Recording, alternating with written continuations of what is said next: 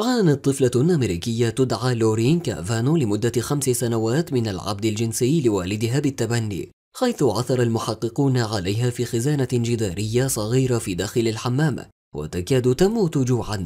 ويتجاوز عمر كافانو 8 سنوات، ووزنها 11.5 كيلوغرام فقط، وتم نقلها على وجه السرعة إلى مستشفى في ولاية تكساس بسبب تأثر أعضائها الحيوية بشدة. وبعد 16 عاما من واقع صعب، لم تنسى لورين شيئا من محنتها، وقالت أنها كانت تقضي حاجتها في الخزانة الجدارية، وكانت أمها وزوج أمها بالتبني يجلبان الفتيان والفتيات إلى المنزل لممارسة الجنس معها. كان والداها يغضبان بشدة، وتضيف: كان يحلو لهما كثيرا أن يشاهدا الفتيان والفتيات يمارسون الجنس معي. اعتقدت بضع مرات أنني أحتضر.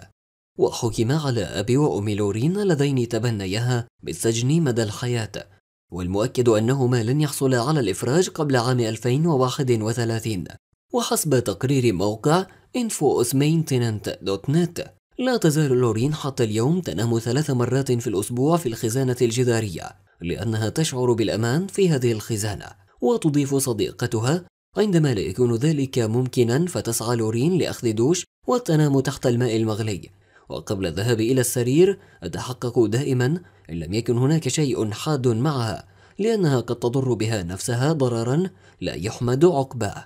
ولفتت إلى أنها تعرضت لعديد المضايقات من زملائها في المدرسة الذين كانوا يسخرون منها. لدعمنا قم بتسجيل الإعجاب بالفيديو والاشتراك في القناة مع مشاركة الفيديو.